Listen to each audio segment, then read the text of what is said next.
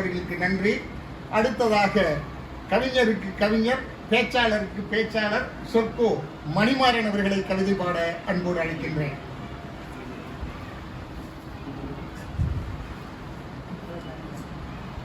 அனைவருக்கும் மாலை வணக்கம். தமிழ் சிந்தனையாளர் பேரவையின் சார்பில் நடைபெறக்கூடிய இந்த திங்கள் கூடுகை என்பது அற்புதமான ஒரு தலைப்புகளை கொண்டதாக அமைந்துள்ளது என்றுதான் சொல்ல வேண்டும். கடந்த திங்களிலே நான் கலந்து கொள்ளவில்லை.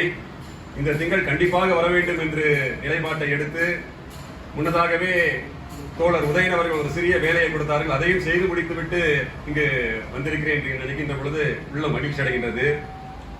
இந்த நிகழ்ச்சிக்கு வரவேற்புரை ஆற்றிய திரு வை சுப்பிரமணியன் அவர்களையும், இந்த கவியரங்கத்திற்கு சிறப்பான ஒரு தலைமை பாவலர் மா செந்தில்குமார் அவர்கள் அற்புதமான ஒரு தலைமை உரை ஆற்றக்கூடிய வல்லமை படைத்தவர்.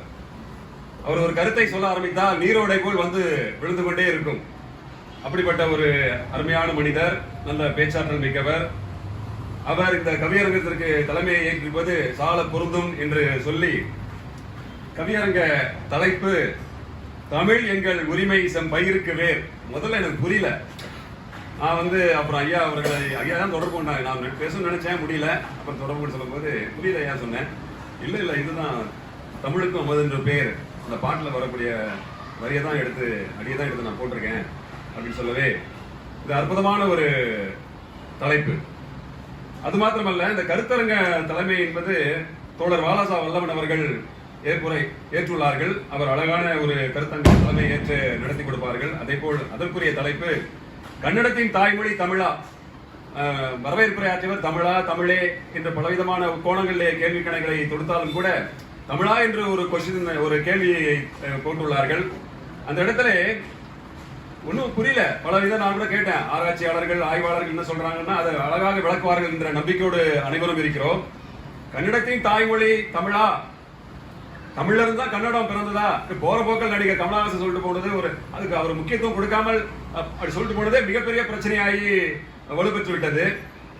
ஆனால் மூத்த மொழி தமிழ் மொழி என்றாலும் தமிழிலிருந்து பிறந்ததா கன்னடம் என்ற இதெல்லாம் எங்களுக்கு தெரியாத காரியங்கள், விஷயங்களை எல்லாம் எடுத்து கூறுவார்கள் ஐயா அவர்கள், தோழர் அவர்கள் என்பதை இந்த இடத்தில் நம்பிக்கையோடு இருக்கிறோம். அந்த சிறப்புரை ஆற்ற வந்திருக்கக்கூடிய தோழர் பொழினன், தமிழக மக்கள் முன்னணி ஒருங்கிணைப்பாளர் அவர்களை வருக வருக என்று சொல்லி கரவொலி மூலமாக இன்னொரு முறை நம்ம எழுப்பி அவரை வரவேற்போம் என்று சொல்லி கடைசியாக நன்றியுரை ஆற்ற இருக்கிறார் தோழர் தமிழினியன் அவர்கள். வெளியே போகணும்னு சொன்னாங்க. சரி, அந்த வகையில பார்க்கும்போது நான் எழுதியதை நான் வாசிக்கின்றேன் இப்பொழுது. தமிழ் எங்கள் உரிமை செம் பயிருக்கு வேர். துன்பங்கள் சூழ்ந்து வரும் வேளையும் முன்னேற்ற பாதையை எட்டி என்றுமே இன்ப தமிழை உயர்த்து பிடித்து பன்னறிய செய்ய புறப்படுவோம். மொழியால் தமிழ் எங்கள் உயிர், விழியால் பாடல் பாடி கழியாமல் சுழியால் சிறப்பு செய்து தமிழை அழியாமல் என்றும் காத்திடுவோம். இயற்கை நீராக தமிழ் சென்று நயன்மையுடன் வாழச் செய்து உயர்வாய் பயமின்றி பூமியின் நேர் வேறாக வியந்து பார்க்கும் வான் தமிழ். நற்றமிழ் வாசனை எங்கும் விளங்கிட, கற்றமிழ் சொல்லை நிலைத்திட, இற்றமிழ் உற்றிட செய்து இளமை மாறாமல் வேற்றிடம் பரப்பிட செய்திடுவோம். வான் உயர்ந்த தமிழ் இலக்கியம் நன்னெறியோடு சுவையேற்றி என்றும் நன்மை தரும் அறிவாய் மாறிட அன்பால் இன்பத்தை ஏற்றுவோம். திசையெங்கும் தமிழ் தீ பரவிட செய்து பசையடி இல்லாமல் தோளாய் நின்று பசையாக பாசை போல் பிணைத்து உயர் வீரமாய் இசையடி வரினும் உயர்த்துவோம்.